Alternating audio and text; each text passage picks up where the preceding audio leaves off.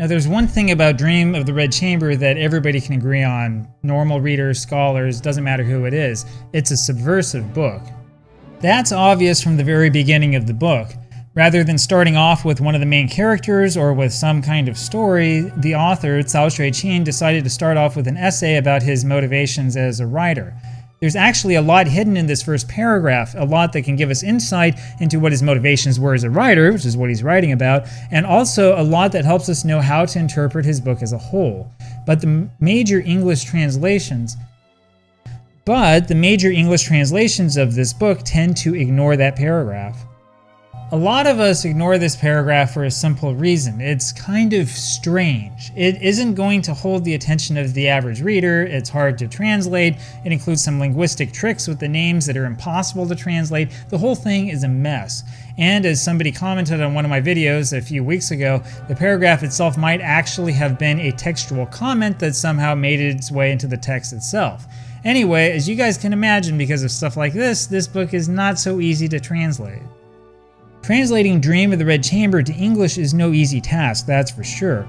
There are two well-known complete English translations, both of which were released in the 1970s and 80s. There are more recent translations as well, though these tend to be less widely known and for a good reason. And I mean, if all you're going to do is copy somebody else's work and use an AI chatbot to make a few minor changes, then what's the point? Okay, there are two major reasons not to translate this book, right? The first one is obvious, it's hard, and oh man, it is hard. The language isn't that hard, but figuring out what in the world is going on is no walk in the park. The second reason is because there's a bunch of translations already out there. So why even bother? Well, I'll tell you why. First of all, the existing translations are not as good as you might think. The David Hawkes translation is thought of as the gold standard by academics, largely because of his masterful use of the English language. But as I've been working through my own translation and comparing it to what David Hawkes wrote, I'm starting to see that there are a lot more problems with his translation than I thought there were at first. I've written translation critique sections on every single translation post in my blog where I compare my own translation with the two major English translations as well as the Chinese original and comment on stylistic and vocabulary differences. Interestingly, I found that David Hawkes often mistranslated relatively simple Chinese terms, and in some cases he completely changed the meaning of certain passages. Take this phrase for example, 风尘中之知己, which means something like a mortal kindred spirit. 知己in particular is an important phrase. It has very clear romantic connotations and means something like a soulmate. A well-known version of this phrase is 红粉知己, which literally means rogue powder confidant, or person who you confide in that's wearing makeup. It's a phrase that refers to a female romantic partner and intellectual friend, assuming that you're a male. Hawkes, however, translated that phrase, 知己, as a real friend in trouble, which is a significant undertranslation that fully changes the meaning of the passage. Meanwhile, Gladys Young and her husband undertranslate the phrase completely and really miss the point, which I find to be really frustrating. I could go on and on about this, and I've seriously found things to criticize in every single passage, including in individual poems. And if you look at my blog, you'll notice that the passages I'm talking about are pretty short. Now, I know most of this is nitpicking, but seriously, it does make a difference.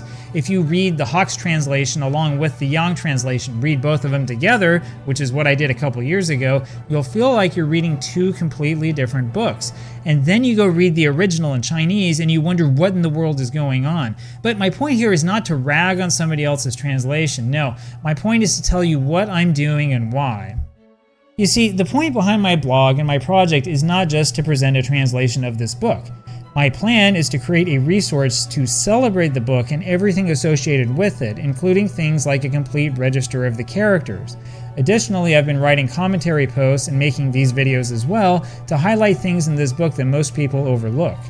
But there's something else that's going on here, something that's pretty unusual for literature and translation. At least from what I've seen, it's pretty unusual. You see, my project is not about giving you a translation that has already been finished. No, this is an open and a public translation in progress, and I'm giving you my notes and the things I'm thinking, and guess what? I might even make some mistakes. This isn't a fully original idea, by the way, so let me show you where I got this idea from. My idea comes from this site, the old 3kingdoms.com. You see, when I first learned Chinese about 20 years ago, I was fascinated with the Three Kingdoms novel, or Sanguo Yanyi. That's one of the most famous historical novels in Chinese history. The original book in Chinese is not necessarily the hardest book in the world to read, though there are sections that can be quite difficult.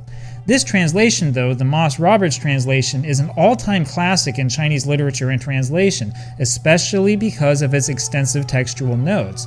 It paved the way for other footnote-heavy translations like The Journey to the West by the late Professor Anthony Yu, or the sensual, controversial, and eloquently translated version of Jinping Mei, The Plum in the Golden Vase. And of course, we're not allowed to talk about that book on YouTube. Anyway, though, back to Three Kingdoms. You see, the Moss Roberts translation was great, but I wanted to learn what the Chinese had to say, and that's when I found threekingdoms.com. Unfortunately, the project seems to be defunct. In fact, the website that exists is a cached copy from 2007. The notes on the side are the remnants of an extensive commentary system that the website once had.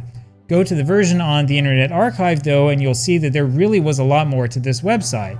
That included an extensive discussion about what the book was, how big it was, and what to expect if you really wanted to read all 120 chapters. There were also notes about at least some of the English translations, and of course, all the praise was rightly given to the Moss Roberts translation. And as you can see here, the text itself included a paragraph-by-paragraph commentary by readers, as well as questions intended to clarify difficult things in the text. For example, this paragraph includes an explainer about the term General of the Flying Chariots. Note, however, the lack of Chinese, which is one reason why this anonymous poster underneath is confused about the term Zhou. And this is the reason why you really need to use Chinese even if your readers are not able to read it. There's no way around it. There's no really good middle ground between Chinese and English, and honestly, the easiest way to explain Chinese is to explain Chinese. Now, this is going to make a little bit more sense if I show you an example. Okay, so as of the filming of this video, I'm trying to translate all the poems in Chapter 5 of Dream of the Red Chamber, and there are a ton of them. They're also all important, which means I don't want to rush through them. I've been going slowly. And that probably drives my readers nuts. I want to go slowly though so that we don't end up missing things. There's this tendency that we all have to try to rush through things that are difficult or unfamiliar. In this case though, if we rush through the poems, we'll miss the whole book. You see, Three Kingdoms is all about killing and gore. Dream of the Red Chamber, on the other hand, is all about poetry. Anyway, David Hawkes stuck in a lengthy appendix at the back of the first volume of his book about Chapter 5 and how to interpret the poems. Now, Hawkes runs into some problems when he tries to explain Chinese terms without using Chinese. Look at this sentence here. Two trees make up the Chinese character for Lin, whilst Jade Belt is an inversion of Dai Yu. The Dai of Dai Yu's name really means eye black, but it sounds the same as the word for belt, and Yu means jade. Yeah, that's not clear at all. In fact, that's horrible, and that's a single sentence. Anyway, David Hawkes is actually correct here, but the way he's explaining it will never make sense to you, not in a million years. It doesn't make sense to me. Let me show you the thing he's talking about. Okay, this is the Chinese in the beautiful original, but I'll show you a version of this that's a little bit easier to read. So here's the passage in a more modern left-to-right format. Now this part right here is the only part that we're talking about. We're talking about the picture, not even the poem yet. Hawkes starts off by telling us about two trees that make up the Chinese character for Lin, right? Well, the passage refers to two withered trees here, Liangzhu Ku Mu. Take the character Mu and write it twice and you get Lin. See? Lin just so happens to be the surname of Lin Dai Yu. Now go back to Hawkes, who talks about Jade Belt being an inversion of Dai Yu. That's this part right here, Yu Dai. Yu means jade and Dai means belt. Kind of a strange thing to leave on two trees in the woods, but whatever. Now, when I tell you that Jade Belt is Yu Dai in Chinese and that her given name is Dai Yu, you make the connection right away, right? So this other part of Hawks' story about the eye black that sounds like the word for belt, don't even worry about it. The reason why Cao Shuiqin writes Yu Dai here is solely because of the connection to Lin Dai Yu's name. And you see, there's really no way to explain stuff like this without referring to the Chinese. If we don't refer to the Chinese in this translation, in other words, if I don't write translation notes, or if I don't write the commentary posts, or if I decide not to make these videos, there is simply no way for you to understand it. In other words, we cannot have a serious adult conversation, not that kind of adult conversation.